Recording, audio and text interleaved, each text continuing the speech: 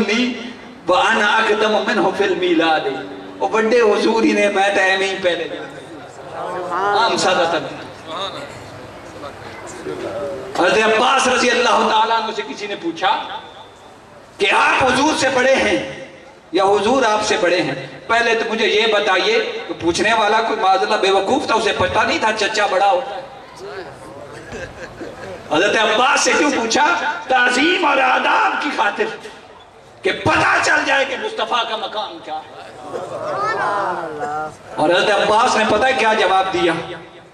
ہوا اکبر منی، ہوا اکبر منی وانا ولدت قبلہ،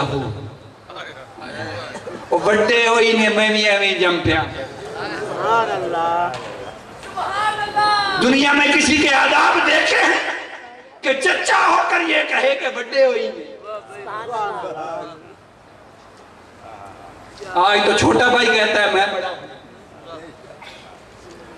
یہ ہیں بارگاہ مصطفیٰ کے آداب جو صحابہ نے ہمیں سکھائے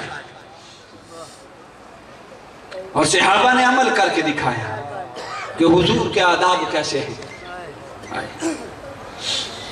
حدیث شریف میں آتا ہے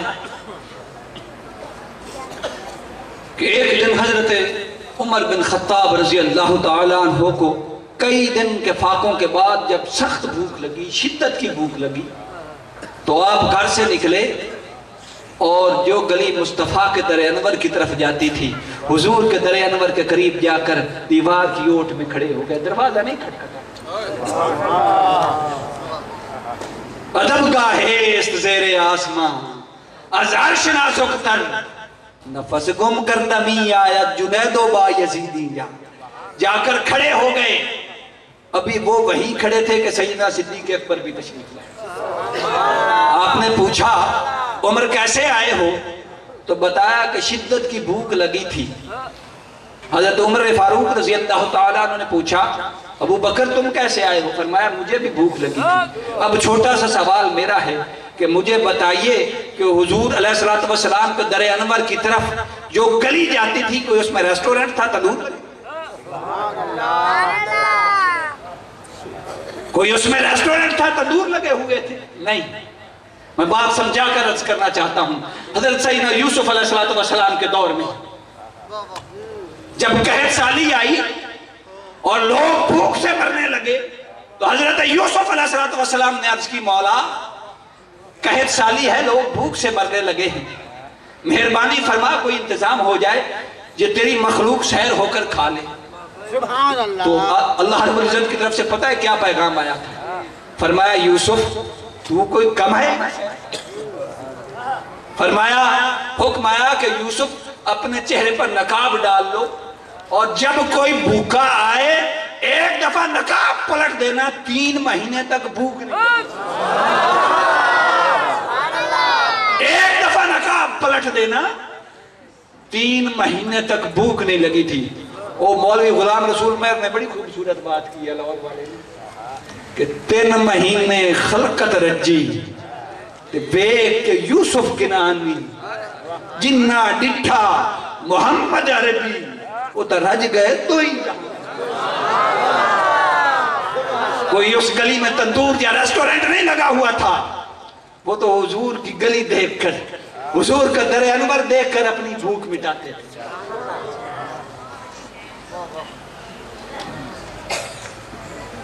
اور سیدنا صدیق اکبر رضی اللہ تعالیٰ عنہ اور سیدنا عمر فاروق رضی اللہ تعالیٰ عنہ نے امت کو بتا دیا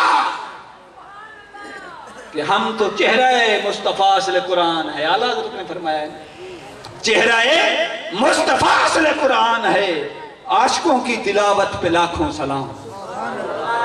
صحابہ نے حضور کو جہاں کوئی ادا کرتے ہوئے دیکھا وہیں اپنا سر جھکا۔ حضرت عبداللہ بن عمر رضی اللہ تعالیٰ عنہ سے روایت ہے، ترمذی شریف کی حدیث ہے کہ ایک دفعہ آقا علیہ السلام نے سونے کی انگوٹھی بنوائی۔ یہ جب سونا حرام ہوا اس سے پہلے کا واقعہ ہے۔ اتخذ رسول اللہ صلی اللہ علیہ وسلم خاتما من ذهب، حضور نے ایک دفعہ سونے کی انگوٹھی بنوائی۔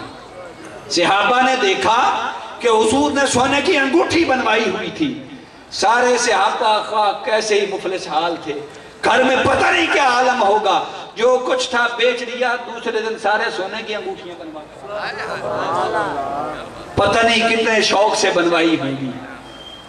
اس دور کا ذرا اندازہ لگائیں کہ اس دور میں انہوں نے پتہ نہیں کتنی مشکل سے انگوٹھیاں بنوائی ہوئی، اور جب سارے پہن کر مسجد نبوی میں آئے، حضور نے دیکھا کہ ساروں نے سونے کی انگوٹھیاں پہن رکھی ہیں، آپ نے اپنی انگوٹھی انگشت مبارک سے اتاری اور پھینک دی، فرمایا مرد کے لیے حرام۔ سارے صحابہ نے انگوٹھیاں اتاری اور مدینے کے بازار میں پھینک دی۔ حضرت عبداللہ بن عمر فرماتے ہیں کہ کوئی صحابی وہاں سے انگوٹھی اٹھا کر گھر نہیں لے گیا۔ یارو مرد کے لیے حرام تھا، عورت کے لیے تو نہیں تھا نا۔ مرد کے لیے سونا حرام تھا، عورت کے لیے تو نہیں تھا، مگر صحابہ کا عقیدہ تھا کہ جو حضور کو ناپسند ہے وہ ہمیں ناپسند ہے، جو حضور کو پسند ہے وہ ہمیں۔ اور حضرت عبداللہ بن عباس رضی اللہ تعالیٰ عنہ سے روایت ہے، آپ فرماتے ہیں کہ ایک صحابی چند دنوں بعد آئے اور انہیں پتہ نہیں تھا کہ سونا حرام ہو چکا ہے، وہ انگوٹھی پہن کر آئے۔ جب حضور نے دیکھا کہ انہوں نے سونے کی انگوٹھی پہن لی ہے، آپ نے بلایا اور ان کی انگلی سے انگوٹھی اتار کر پھینک دی۔ جب وہ صحابی واپس جانے لگے تو صحابہ نے کہا یار انگوٹھی اٹھا لو، مرد کے لیے حرام ہے، عورت کے لیے تو حرام نہیں ہے نا، اٹھا لو گھر جا کر بیوی کو دے دینا۔ اور اس صحابی نے پتہ ہے کیا فرمایا؟ واللہ لا آخذو وقد ترکہ رسول اللہ، فرمایا بھاجن سونے، رب العزت کی قسم، جس کو حضور اٹھا کر پھینک دے میں نے اسے کیا، جس کو حضور اتار کر پھینک دے اسے میں نے کیا۔ اور حضرت عبداللہ بن عمر رضی اللہ تعالیٰ عنہ آپ کا زندگی بھر معمول رہا کہ جہاں کہیں حضور نے سفر میں آرام فرمایا تھا کسی درخت کے نیچے، عبداللہ بن عمر ان درختوں کو جا کر مٹکے بھر بھر کے پانی دیا کر۔ نعرہ تکبیر، نعرہ رسالت، نعرہ حیدری، نعرہ غوثیہ، مٹکے بھر بھر کے پانی دیا کرتے تھے۔ صحابہ بیان فرماتے ہیں، طبرانی کی حدیث ہے، روایت عرض کر رہا ہوں کہ حضرت عبداللہ بن عمر رضی اللہ تعالیٰ عنہ انہو کان یاتی شجرتم بین المکہ والمدینہ فیقیل تحتہا، کہ حضرت عبداللہ بن عمر گھر سے نکلتے اور ایک درخت مدینہ اور مکہ کے درمیان تھا، دوپہر کو وہاں جا کر قیلولہ کرتے تھے۔ صحابہ نے پوچھا کہ عبداللہ بن عمر گھر سے نکلتے ہو، وہ دھوپ والا وقت تو راستے میں نکل جاتا ہے، وہ گرمی والا وقت تو راستے میں نکل جاتا ہے، اس درخت کے نیچے آرام کرنے جاتے ہو، قیلولہ کرنے جاتے ہو، جو دھوپ ہوتی ہے وہ تو راستے میں وقت نکل جاتا ہے، اور مجھے یہ بتائیے کہ عبداللہ بن عمر کے گھر میں کوئی چھت نہیں تھی کہ اس کے وہ وہاں کیوں جاتے تھے؟ عبداللہ بن عمر نے فرمایا کہ بے شک میرا دوپہر کا وقت راستے میں گزر جاتا ہے، پر میرے آقا اکثر اس درخت کے نیچے آرام فرمایا، میں نے آقا کو دیکھا کہ اس درخت کے نیچے آرام فرمایا کرتے تھے، میں تو وہ سنت ادا کرنے آتا ہوں، اور پتہ نہیں دھوپ کا وقت تو یارو راستے میں نکل جاتا تھا، وہ خاک اٹھا کر اپنے چہرے پر ملتے تھے اور جسم پر ملتے تھے۔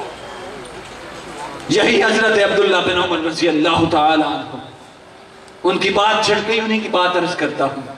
یہی حضرت عبداللہ بن عمر رضی اللہ تعالیٰ عنہ، آپ سے کسی نے مسئلہ پوچھا کہ نماز کسوف اور خسوف کا تو ذکر تفصیل کے ساتھ ہے، سورج گرہن اور چاند گرہن کی نماز جو ہے اس کا تو ذکر تفصیل کے ساتھ ہے، نماز قصر کا حکم قرآن میں تفصیل کے ساتھ نہیں۔ کسی نے مسئلہ پوچھا بھئی آپ کیسے پڑھتے ہیں؟ تو حضرت عبداللہ بن عمر نے دلیل کوئی نہیں دی کہ میں نماز قصر کیوں پڑھتا ہوں۔ فرمایا ان اللہ باس الینا محمدا ولا نعلم شیئا انما نفعل کما رأینا،